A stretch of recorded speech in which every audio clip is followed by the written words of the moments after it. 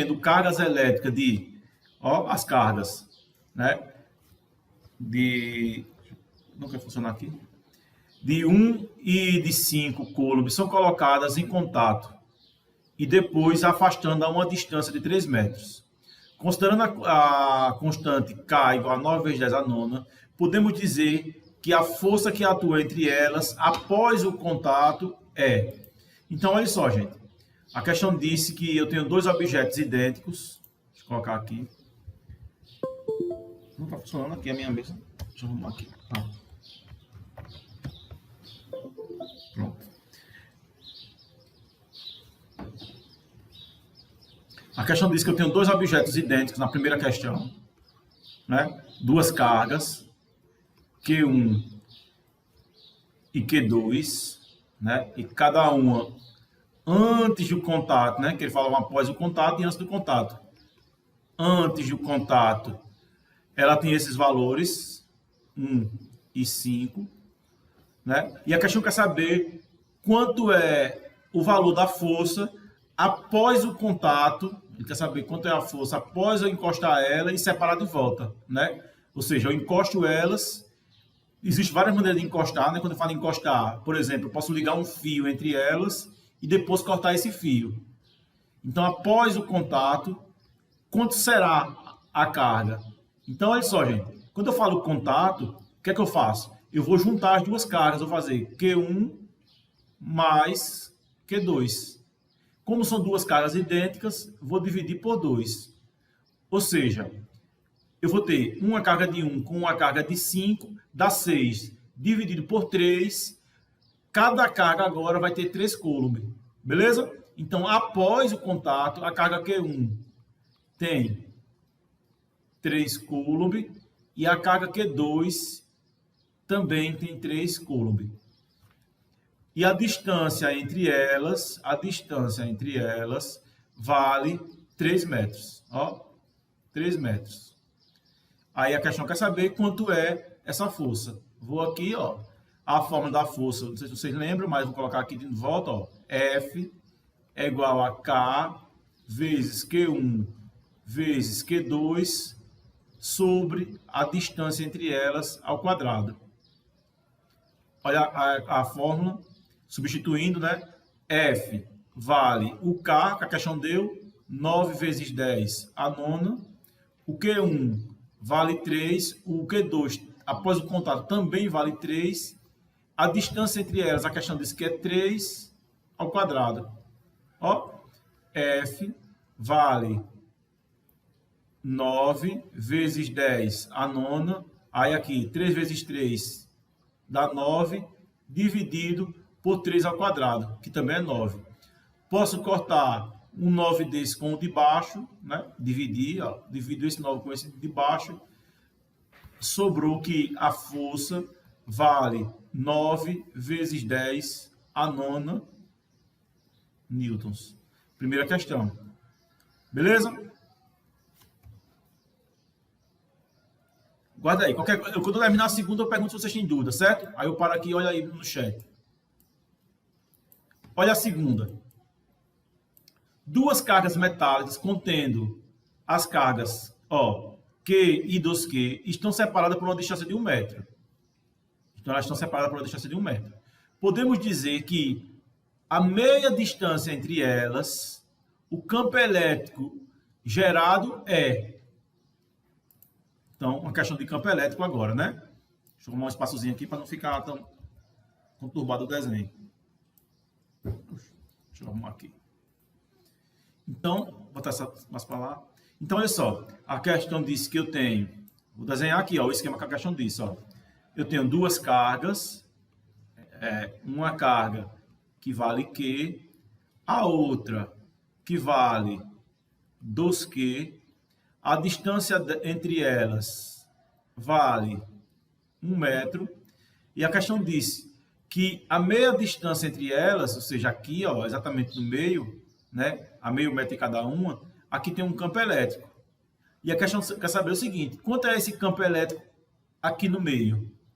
Percebam que eu tenho que fazer o seguinte: o campo elétrico é uma grandeza vetorial, ou seja, ela tem módulo, direção e sentido. O que é que acontece? Que o campo elétrico aqui no meio é um campo elétrico que é expulso por essa, porque ela é positiva, então ela empurra o campo para cá. Vou chamar de E1. E essa de 2Q também é positiva e ela empurra contrária. E aqui eu vou chamar de E2. Então quer dizer que a carga está no meio e ela é expulsa, né, por cada uma delas. Por um E1 e a outra pelo E2. E qual é a carga no meio? A carga no meio é justamente a subtração dessas duas. Que eu quero saber quanto é o valor, resultante, é 2 menos E1. Então, se eu achar o valor de E2 e E1 e substituir aqui, eu vou saber qual é a letra correta. Qual é a forma do E? Olha a forma do E, gente. E do campo elétrico é K vezes Q sobre D quadrado. Então, eu vou fazer uma para um E1 e a outra para o E2. Olha o E1. E1 vale 9 vezes 10 a nona, vezes o E1 tem um valor Q sobre a distância de meio metro, né? Porque se de uma para outra é 1 metro, no meio, aqui, né, vale meio metro. Vou colocar 1 sobre 2, viu? 1 sobre 2 ao quadrado.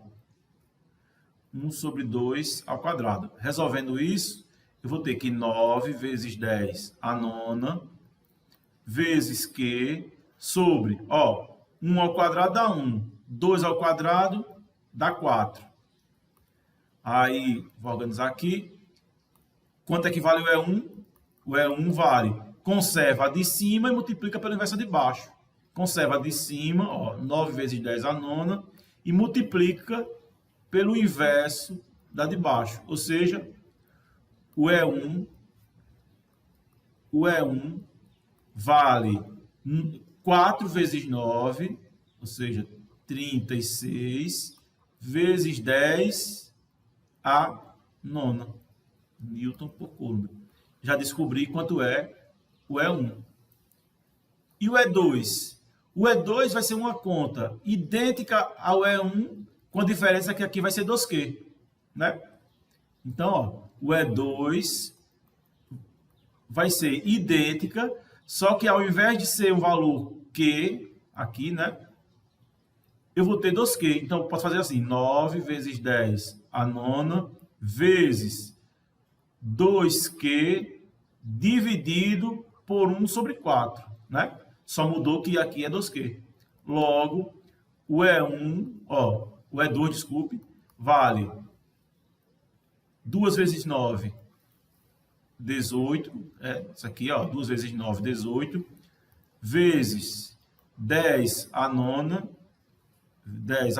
vezes Q, dividido pelo inverso dessa. Tá 4 sobre 1, aqui é um Q, viu? Tá 4 sobre 1, vai... Dá 1 sobre 4, vai 4 sobre 1. 4 sobre 1. Pronto, já descobri o valor de E2. E2 vale 18 vezes 4. Dá 18 vezes 72, né? Porque 18 vezes 2 dá 36, vezes 4, 72... Q, né? Aqui também tem um Q, né? Aqui também tem um Q. 72Q vezes 10 a nona. Pronto. Pronto. Então, quanto é o E resultante? Quanto é o E resultante? O E final. A gente já tinha dito que é E2 menos E1. Se o E2 é 72 e o E1 é 36... Então, quando eu subtrair 72 menos 36, o E resultante vai dar 36 vezes Q vezes 10 a nona. Pronto. É esse o valor. 3, deixa eu apagar aqui. Arrumar esse espaçozinho aqui. Terceira questão. Olha o que ela diz. Considere uma carga elétrica de 12 vezes 10 a menos 6 Coulomb, né? Considere uma carga 12 vezes 10 a menos 6, Qual a intensidade do campo elétrico que ela produz sobre uma carga de prova localizado a 0,3 metros de distância? Sabendo que o K é isso. Ó, questão tranquila essa. Ele quer saber o campo elétrico. E a gente acabou de ver qual é a equação do campo elétrico. A equação do campo elétrico, ó, é igual a K vezes Q sobre D quadrado. Ó, então, a terceira questão só pediu isso. O E vale 9 vezes 10 a nona. O Q, a questão diz que é 12 vezes 10 a menos 6. Então, no lugar de Q, eu coloco 12 vezes 10 a menos 6, dividido por 0,3 ao quadrado. Vou colocar aqui, ó, 0,3, né, o quadrado, porque é da fórmula. Só resolver. Vale.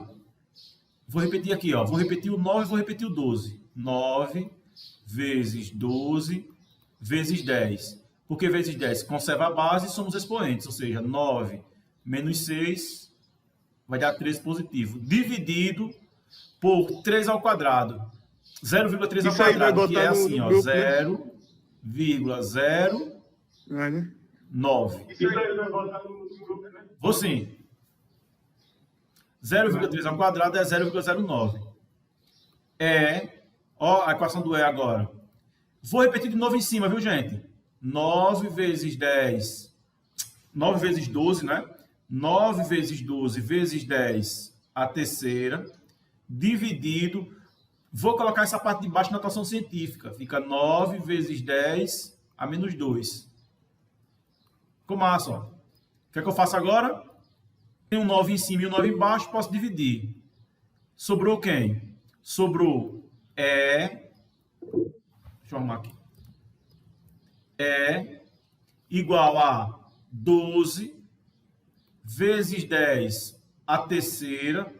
E esse 10 a menos 2 vai para cima positivo. Então, vai para cima 10 mais 2.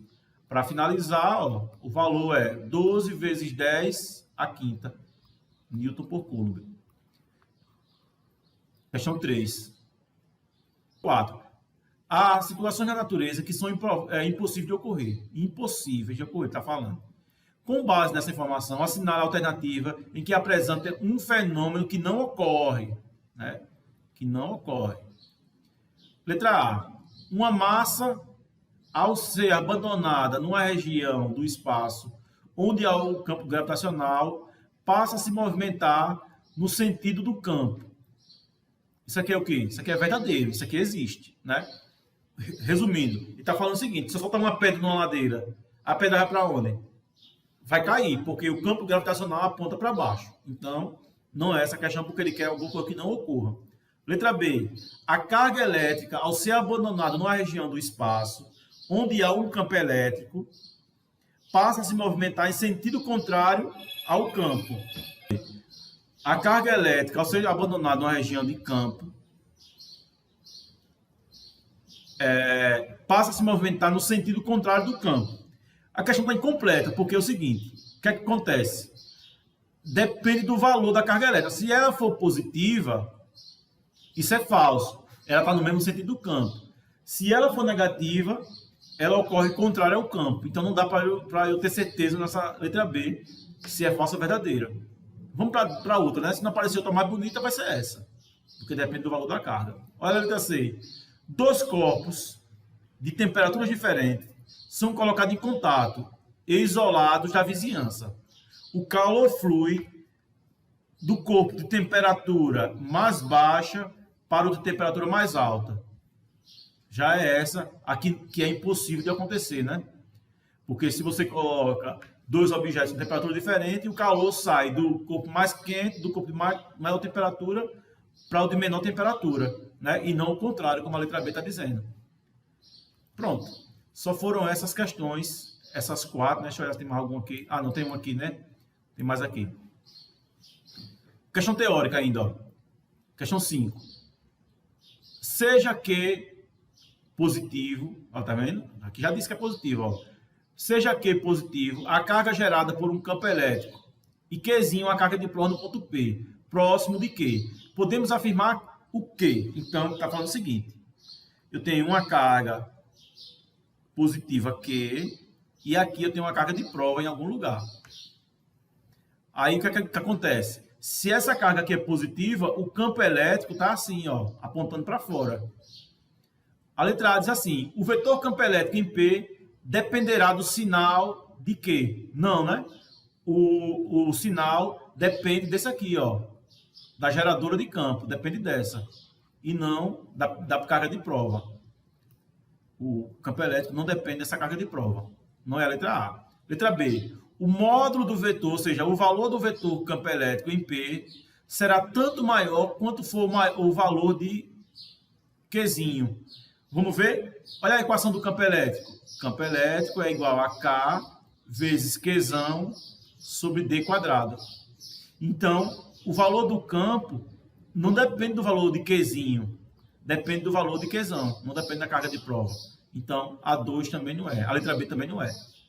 A C, o vetor campo elétrico será constante, qualquer que seja o valor de Q, de Qzinho. Verdadeira, letra C, né? Porque se ele não depende do valor de Q, independente do valor dela, o campo vai ser o mesmo.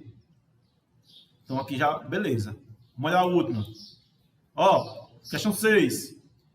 Uma carga elétrica não sofre ação de força elétrica se o campo nesse local for nulo. E aí? Deixa eu pegar um lapisinho aqui. Olha o que ela falou. Que uma carga elétrica não sofre ação de uma força elétrica se o campo elétrico for nulo. É falso. Por quê? O que é um campo nulo? Não é que o campo seja zero. Ser nulo é uma coisa, ser zero é outra. Ser zero é ele não existir. Ser nulo está dizendo o seguinte, que pode existir uma força que puxa para a esquerda e outra força que puxa para a direita. Ou seja, um campo elétrico que puxa para a esquerda e um campo elétrico que puxa para a direita. Nesse caso aqui, o campo elétrico aqui é nulo, ele é zero nesse ponto aqui. Por isso que eu não posso descartar aqui, né? Uma carga elétrica não sofre. Ela pode sofrer sim. Basta que os dois sejam iguais em direções, mesma direção em sentidos opostos. A 2. Pode existir um campo elétrico sem que haja força elétrica? Sim, né? Olha aqui, ó, um campo elétrico sem ter força. A 2, verdadeira.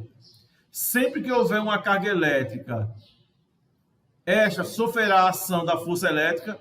Não é porque só tem força se tiver duas cargas, né? Uma carga sozinha, não. Então, essa aqui pode acontecer, mas não é sempre. Então, a gente fica com o verdadeiro A1 e A3. Né? Ficou CC e E. Aqui, ó. No caso, eu coloquei V, mas né? CC e E. Letra D.